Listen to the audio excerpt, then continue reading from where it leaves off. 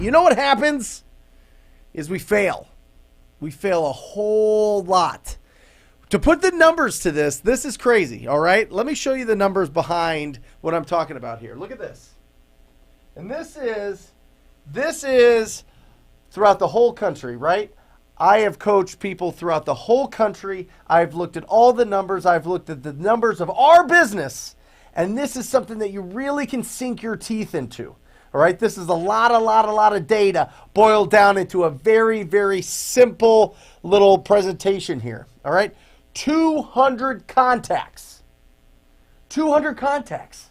That's how many people you need to talk to. That's how many distressed property owners you need to speak to. And out of that, you're going to get one deal. All right, but from that, you have 180 people are going to reject you. 180 people are going to flat out hang up on you, tell you no, tell you to get a real job, tell you that you're the worst person ever, tell you that they've had 1 million calls, 180 people out of 200. And you get 20 people that are like, okay, yeah, maybe I would consider an offer on my property. Tell me a little bit more. But out of that, 199 people. 199 people are going to tell you no. You're going to fail 199 times to get that one deal. How does that make you feel? I mean, whoo, this is the problem. This is the problem people have. You know what I get from this? You know what I hear from this every single day? Nobody wants to sell. Everybody tells me this is their 15th call that they've had. There's no way. Everybody's telling me that it's a seller's market and they don't want to sell. Yes, 199 of them will. And this is if you're making the calls yourself. This is if you're having the conversations yourself. If you have a VA doing this, this number is 800 to 1. 800 to 1. But look at this. You're failing 199 times to get that one deal.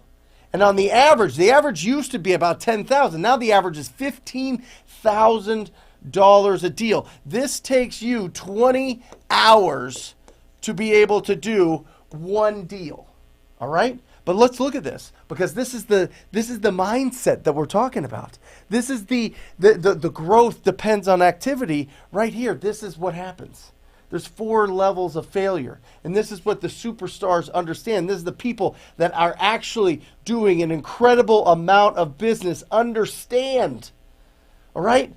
And listen, I don't care if you have no budget. I don't care if you're an experienced business person and you're just coming into real estate for the first time. There is a learning curve that you go through. There is a levels of failure that you have to go through so that you can build a strong, effective, and long-lasting business. And the first one is your ability to fail. We all have this. Everybody can fail. If you try something, you can fail at it. That's just a fact, right? But 80% avoid this. This is why 80% of the people start hiring VAs before they make a call to any distressed property owner, right? This is why 80% of the people will not take action. If you think that there's so much competition and there's so many other things and there's, everybody's trying to get a piece of the pie and there's not going to be enough for you, it's impossible. 80% of people won't even get past the first step of failure. The ability to fail. The second one is you accept that this is a product of progress. You understand that this is a numbers game. We hear that all the time. It's a numbers game. It's a numbers game. It's a numbers game. 199 people will tell you no out of 200. Whoo! Could you imagine? Could you imagine asking out 200 people and 199 people tell you, I will not go on a date with you, but one of them will? You would be like, oh my gosh, I am the ugliest person of all time. I'm terrible. But that one person, just that one person, that one deal, the beautiful thing about real estate is 20 hours.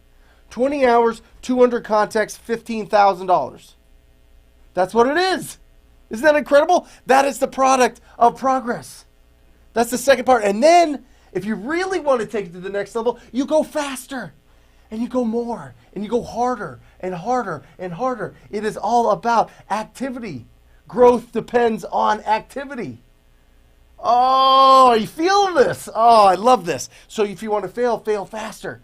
Put in more time. Put in more. Go, go, go. Put your foot on the gas. Understand. Have that confidence. 199 people will tell you no. One person will tell you yes. $15,000. If I do that 40 hours a week, if I start building a business around the ability for people to tell me no, they don't want to sell their house until I find the people that do, you are unstoppable. That's the people that you see that are having successful businesses and then fail bigger. Oh, I want to make, thank you, Mike. Boom, boom, 10 million. I want to make $10 million. I want to make $20 million. I want to make $40 million. Oh, you failed and you only made 25 million? Oh no, fail bigger. It's absolutely bananas. This is what stops everybody. This is the bubble. This is that force field that stops us. The ability to fail 199 times out of 200.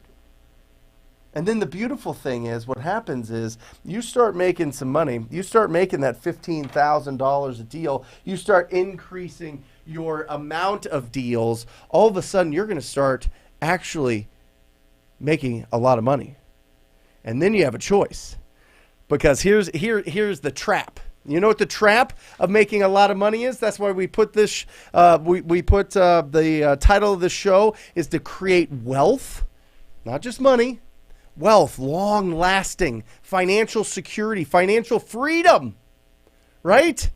That's what we're talking about, freedom of schedule, having that energy. Ooh, I love it. Waking up and just having that joy, that fulfillment, because you have created something and you're providing something and you're different, and all of a sudden you filled up that cup of potential that you knew you had it inside you this whole time. You fill up that cup, you are fulfilled.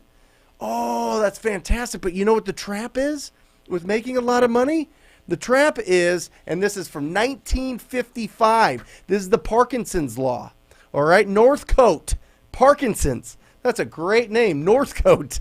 English writer in 1955. Among other things in this law, he says basically that no matter how much money people earn, they tend to spend the entire amount. Their expenses rise to meet the income. And this is what I want to challenge you with today. This is what I want to challenge you with is you need to save at least 20, you need to invest at least 20% of every single dollar that you make. You need to put that money to work for you. You need to be the boss. Be the boss of the money that you make. All right? Because we start out, I'll put it up there, but anyway, we start out and you make the money. And then all of a sudden your money starts making money for you. And that's when it really starts going. That's when the momentum is just unstoppable. But you need to take chips off the table when you're making money. At least 20%. You want to make it even more, put more, invest even more, and invest even more. Because what happens is when our expenses rise to what our income are, all these little employees, those dollars, your employees that could be working for you so that you don't have to work, all these employees, you're giving them to somebody else and they're working for them now. You just went and you talked to 109, you had 199 people tell you no. That one person said yes. You get that income in and then you give all that back.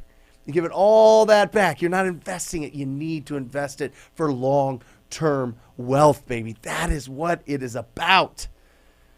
Parkinson's Law is real, right? Our income is our expenses rise to meet our income. Unless we take the chips off the table, unless we let our money work for us, unless we want to be the boss, we understand that money can be our employee out there working for us. If you like that video, hit that subscribe button. We come out with new videos every single day. And if you want your questions answered, like you and I, one-on-one, make sure that you join us for the live show every single Wednesday. I will see you there.